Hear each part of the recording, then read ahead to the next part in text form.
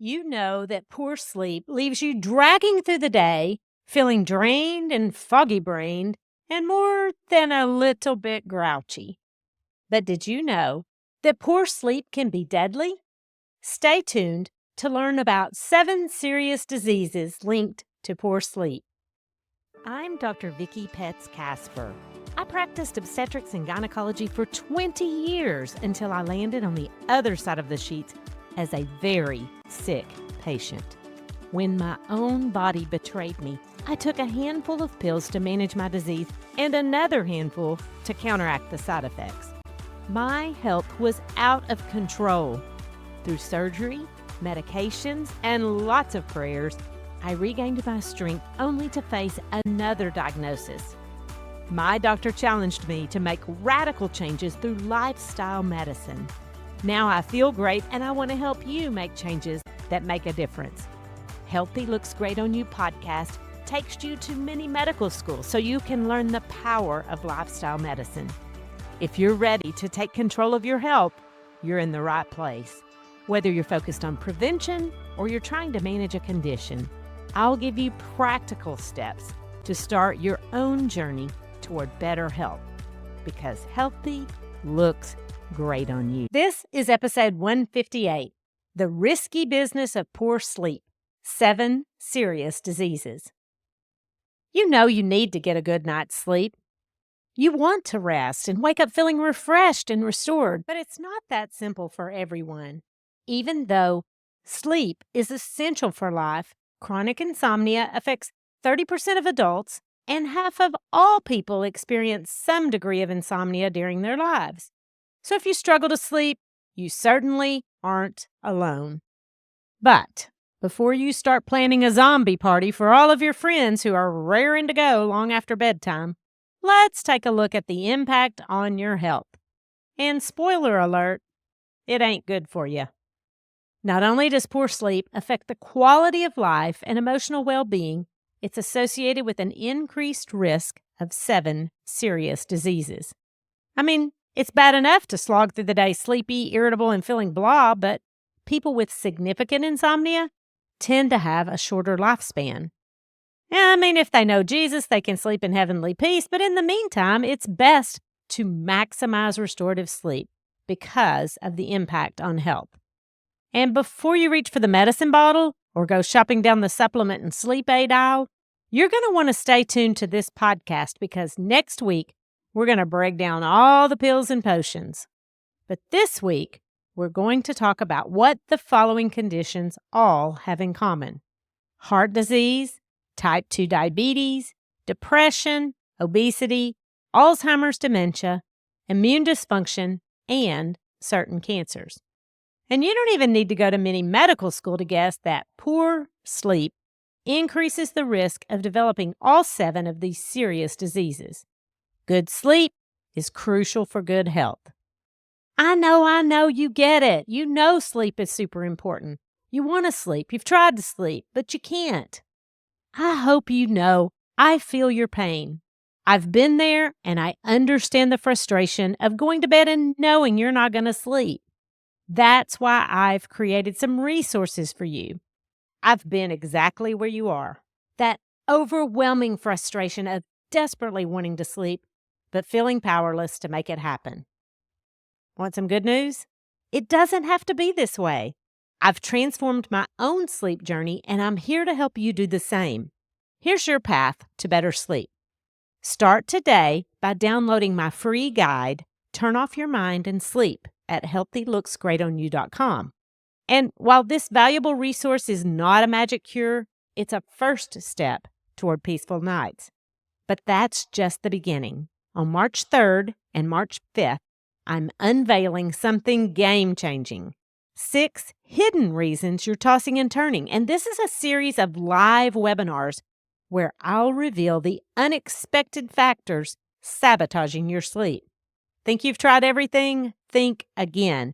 And for those ready to completely transform their sleep, mark your calendars, because mid-March brings the launch of my comprehensive online course, Unlock the Secret to Sleep, your personal sleep solution. And this isn't just another sleep program. It's your complete roadmap to consistently restful nights and energized days. Don't spend another night staring at the ceiling. Take the first step now. And if you take advantage of any of the free resources on my website, you'll automatically be subscribed to get every episode of this podcast, plus all those bonuses right in your inbox. Now, last month, I did a series of podcast episodes on dementia, and now I'm transitioning to sleep. But before we exit this road, let's take a look at the intersection between brain health and sleep. I've already given you the list of 7 diseases associated with poor sleep, and so this is not in order, but logically I thought we would discuss Alzheimer's dementia first. And if you missed the series, there are links in the show notes to each episode. But if you just want the bottom line, lifestyle modifications are your best weapon to prevent this disease, which is exploding in our aging population. Now, today in mini medical school, we're going to learn about beta amyloid, which is sometimes referred to as amyloid beta. That's kind of weird. I guess this peptide is a little confused about which name comes first. You can call me beta amyloid or you can call me amyloid beta, but you don't have to call me Ray. Okay, that was a poor attempt at humor, but I stand by the fact that laughter is still the best medicine. But what's in a name? Well, Dr. Alzheimer himself identified senile plaques, which are those buildups of beta amyloid in the brain, as well as neurofibrillary tangles, which come from tau proteins. And he discovered all of this in the early 1900s. In people with Alzheimer's, amyloid proteins stick together and get folded over, and they form plaques, and that is toxic to brain cells.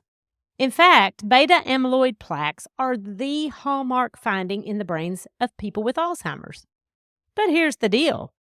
I've got amyloids and you've got amyloids in your brain too. But if you're normal, then your glymphatic system washes it away and breaks it down. Want to guess when this happens? Yep, while you were sleeping. Or in the case of insomnia, not. And clearly, there's an increased risk of Alzheimer's dementia in people with midlife insomnia. As it turns out, a lot of things in midlife have long-term effects on our health. So maybe if you think you got away with not paying attention to your health when you were young, now is the time to reset and change directions. Need a little more motivation? Well, let's move on to the increased risk of cardiovascular disease. And that's a catch-all term that refers to heart disease, heart attack, and high blood pressure. Cardio means heart, and vascular refers to blood vessels. And guess what? You've got blood vessels in your heart and throughout your body.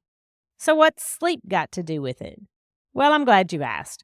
Insomnia is considered an independent risk factor for cardiovascular disease and is associated with a higher chance of dying from heart disease or anything else for that matter. We call that mortality. And listen, I know we are all going to die of something, but the goal of this podcast is to give you information, motivation, and inspiration to take care of this one body God gave us to last a lifetime on this earth. So yeah, I'm going to die of something, and so are you. But I'd really like to stick around for a while with the people I love. Wouldn't you? And I want to be healthy enough to play and enjoy life. And cardiovascular disease can rob you of the ability to do anything that requires stamina. So don't give me that "we're all going to die of something" line. Eventually, your car is going to have enough miles that the engine fails. But that doesn't mean you shouldn't get your oil changed on a regular basis. Maintenance for your health is so much more important than maintenance for your vehicle. I mean, you can't replace your body. So pay attention to your heart health and sleep. They're all related. Now let's explore why poor sleep affects heart health. You know, when you sleep, not only is your glymphatic system clearing out toxins from your brain, but your sympathetic nervous system is just kind of chill. And your blood pressure drops. But when instead your blood vessels don't relax, that causes an elevation in blood pressure. And not only does that increase the risk of hypertension and heart disease, but also stroke. Now, this is interesting. If you can't sleep because you wake up during the night or you wake up super early in the morning, then your blood pressure probably doesn't do the normal dip. But if you have trouble falling asleep at the beginning of the night, it doesn't seem to have as much effect on your blood pressure. You see, sleep is very specific and complex, and the type of sleep trouble you have affects your risk. If you're interested in learning more about blood pressure, then when you go to my website, healthylooksgreatonyou.com, and search for 4 reasons to control your blood pressure, there'll be an episode that pops up. And of course, I'll put a link in the show notes. Okay, we've covered the brain and the heart and blood vessels. Now, sweetie, it's time to talk about those sugar plums dancing in your head. Because insomnia is associated with an increased risk of type 2 diabetes, as well as progression from prediabetes to type 2 diabetes. Want some good news? Improving your sleep can improve your glycemic control. That means it's easier to normalize your blood sugars with a good full 8 hours of shut-eye. And specifically, short sleep duration is associated with an increased risk of diabetes. Both inflammation and insulin resistance are increased with poor sleep. And if you're interested in more of the science made simple, listen to the episode, Why is Sleeping So Hard? But here's the deal. Sugar causes inflammation. And insulin is the key that opens the door to move the sugar out of the blood vessels and into your cells so it can be used as fuel. But with type 2 diabetes, this mechanism is impaired. This all goes back to a coordinated effort by the body to balance various hormones like growth hormone, insulin, and cortisol. And yes, it's all affected by sleep. Next in the list of 7 deadly diseases associated with poor sleep is cancer. In fact, researchers have proposed a 24% increased risk of cancer in people with insomnia. And it's certain cancers in particular, like lung cancer, colorectal cancer, breast cancer, and ovarian cancer. Turns out that disrupting your internal clock does more than keep you wide-eyed and bushy-tailed. It's theorized that cancer cells may take advantage of lower levels of the sleep hormone melatonin. You see, melatonin is released in the brain and sends out signals to synchronize many organs and bodily functions. And it plays a huge role in hormone balance, things like estrogen, but also cortisol. And this affects cellular growth and repair at the DNA level. That's where genes are switched on and off by the immune system. At the most basic level, cancer is an abnormal growth of cells, so it's plausible that skimping on the cleanup and reboot system for your body's defenses gives the enemy an advantage. Both inflammation and insulin resistance contribute to DNA damage, and that can increase the risk for cancer. I feel like I could just repeat the word inflammation with each of these 7 diseases. Inflammation in the blood vessels affects every organ supplied by blood, and well, that pretty much covers it all. But also, inflammation's life partner is the immune system. You know, they're still married, but they fight a lot trying to find the perfect balance between keeping out foreign invaders that have come to kill and destroy, like infection and cancer, and not going nuclear and exploding your body's own cells. So that leads to number 5 on the list of deadly diseases associated with poor sleep, and that is immune dysfunction. And if you think you have a dysfunctional family, let me tell you about the immune system. Try putting the bone marrow, the thymus gland, the spleen, mucous membrane, skin, tonsils, and lymph nodes in a room together and watch them go into attack mode. They'll crank out some white blood cells, antibodies, cytokine, and complement to mount a defense against infection. And that's a good thing. When bacteria, viruses, parasites, and fungus breaches our first line of protection, we need a strong immune system to fight them off. Turns out that fighting off infection is a process that's also related to tumor suppression, like we discussed with cancer. But here's the deal. The immune family is a rowdy bunch, and sometimes they miss the target and attack their own. I mean, you've seen a room full of toddlers, right? They want everything.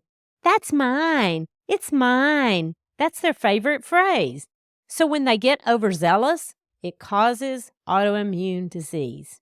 Okay, now this is getting personal. I have an autoimmune disease called myasthenia gravis. In this condition, the body makes antibodies against itself, and we all know that a house divided against itself cannot stand. And that's what happened to me. Literally, my muscles were so weak I couldn't stand for very long, walk very far, or use my arms for any length of time. Because every time my nerves tried to send a signal to my muscles, my misguided immune system interrupted the neurotransmitter as if it were there to hurt me. Now, what causes myasthenia gravis? Well, it's not really known, but guess what? Poor sleep is associated with immune dysfunction. Now, I was a self-described health nut for many years. I ate a lot of whole, unprocessed foods, exercised regularly, managed my stress pretty well, and had a healthy group of connections. Oh, and my mama always said, don't drink, don't smoke, don't chew, and don't go with those who do. So I've never been one to be exposed to unhealthy levels of harmful substances. Now, I just listed 5 of the 6 pillars of lifestyle medicine. Let me see. What did I leave out? Oh, yeah. Sleep. Until MG knocked me flat on my back, I ignored the importance of rest and sleep on my health. And it caught up with me. And that's one of the reasons I'm so passionate about restorative sleep. Let those who've lived like the walking dead serve as a warning. And if dementia, heart disease, cancer, diabetes, and immune health aren't enough to convince you that you need to prioritize sleep, then how about obesity? And listen, do you see a theme developing? Aberrations in the circadian rhythm disrupt normal melatonin production, which in turn has a powerful influence in hormone regulation and balance. And all of that affects your levels of hunger and satisfaction, and ultimately, the number on the scales. If you've ever wanted to reset your metabolism, then focus on resetting your sleep because they are closely related. And obesity increases the risk of heart disease, cancer, high blood pressure, and of course, type 2 diabetes. This is starting to feel like a snowball, gaining more and more waist circumference as it rolls down the hill. Not only does lack of sleep slow down your metabolism, it increases the level of the hunger hormone, ghrelin, and it decreases the satiety hormone, leptin, that tells your brain you're full. I've already mentioned the connection between insulin and sleep, and insulin resistance is also a factor in excess weight gain. Both insomnia and obesity are epidemic. And look, you're not going to lose weight by sleeping better at night, but you might gain weight by not sleeping at night, and it might be easier for you to stay active and eat healthy if you get a good night's rest. Gosh, this whole thing is kind of depressing. You knew I was going there, didn't you? The 7th serious disease associated with poor sleep is depression. And get this, people with insomnia have a 10-fold increased risk of depression. In one of my previous episodes, I called sleep the mood mechanic. There's a link in the show notes. But on the other side of the pillow, if you have depression, you have 75% more trouble falling asleep. Now, how do they measure that? Well, in the past, they relied on surveys where research subjects just recalled their sleep. But now we're getting more and more data from wearables like watches and rings and smart beds like the Sleep Number bed. But the fact remains that sometimes it's hard to tell if depression causes sleep disruption or the other way around. Listen, don't stay awake at night worrying about it. If you have depression, talk to your doctor or healthcare provider about the right treatment for you and your insomnia. Because I'm guessing if you have one, you have both. However, That leads me to reason number 2 that I'm passionate about sleep. The average doctor only gets 2.5 hours of training on sleep in medical school. So there's that. And the number 1 recommendation to treat insomnia is not medication. So you're going to want to stay tuned and learn more so you can lower your risk of dementia, cardiovascular disease, type 2 diabetes, obesity, cancer, immune dysfunction, and depression. Sleeping may not come easy for you, but it's worth the effort to give your body a chance to do the work on the night shift and restore your mind and your health, because healthy looks great on you. The information contained in this podcast is for educational purposes only and is not considered to be a substitute for medical advice. You should continue to follow up with your physician or healthcare provider and take medication as prescribed. Though the information in this podcast is evidence-based, new research may develop and recommendations may change.